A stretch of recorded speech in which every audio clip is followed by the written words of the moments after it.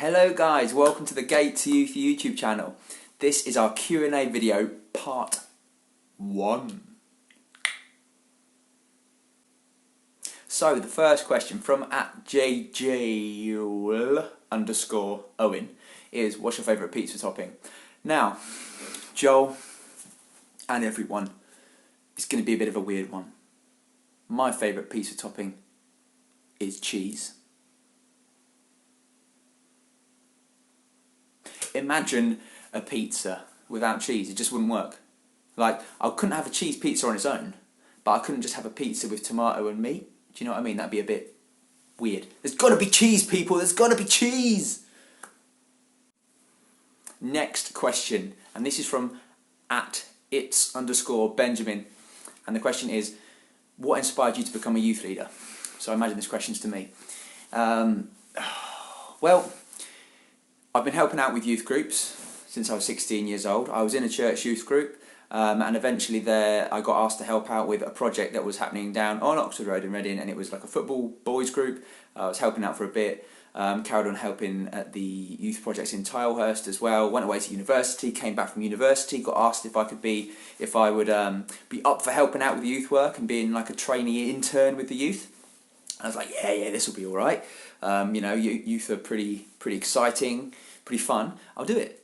And I did it, and the rest is history. I wasn't like, when I started youth work, I wasn't thinking that this would be something I'd do for a long time. I thought maybe a couple of years while I figure out what to do in my life.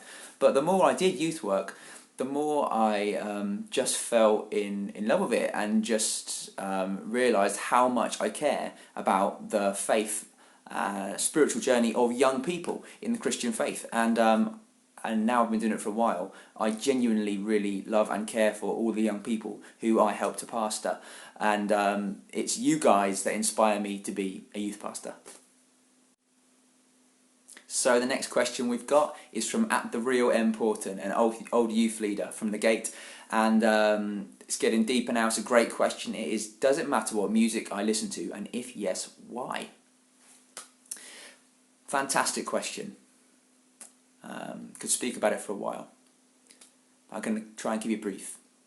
So this question is really, I think, about like our mental, emotional and spiritual health. Does music affect that? Does it affect us in a negative way? And I think we can take clues for our answer from how we treat physical health.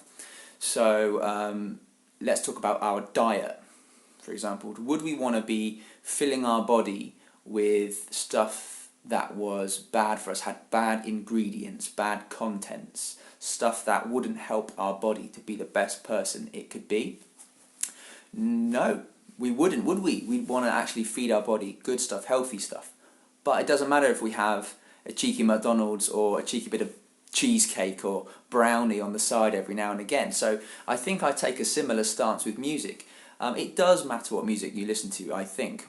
But I think the main thing is that the ingredients and the content of your music, mainly the lyrics, I think our lyrics and content is actually going to build you up to be a better person in general. It's fine now and again to listen to music which isn't like super healthy or anything like that, or isn't worship music. It's absolutely fine. It's fine to eat stuff like cake. It's fine to eat stuff like biscuits. But if that's all you're living on in your diet, you're not going to be a very healthy person. So I would say that you need to get a good balance. You need a healthy foundation with the music you listen to.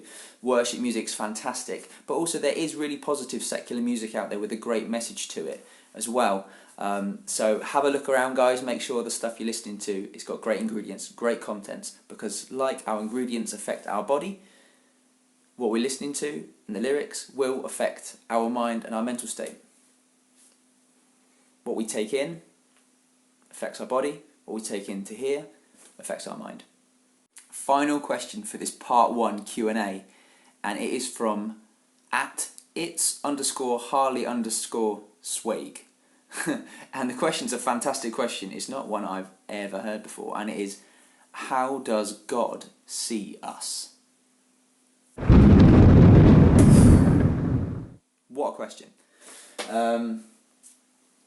I think we're going to approach this question, aren't we, from our own understanding of the world. So God does not see people the way we see people.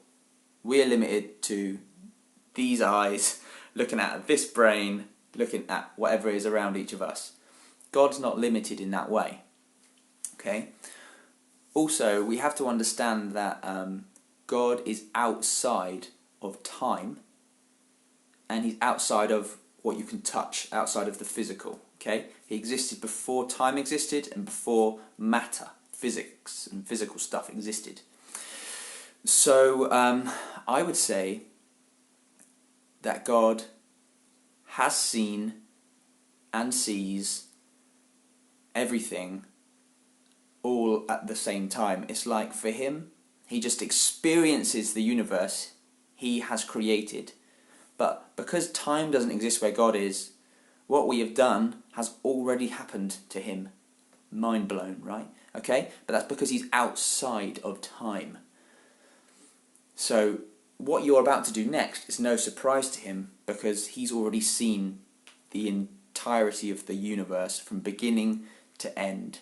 He knows what we're going to do, what we've done. That's how he can forgive us on the cross for what we've done and what we're going to do, because he has already seen and experienced it.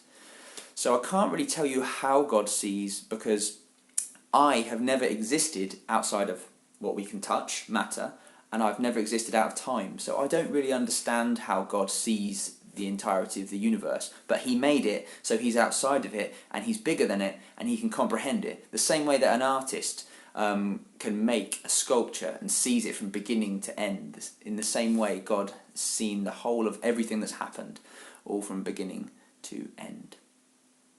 Hope that's not blown your mind too much, guys.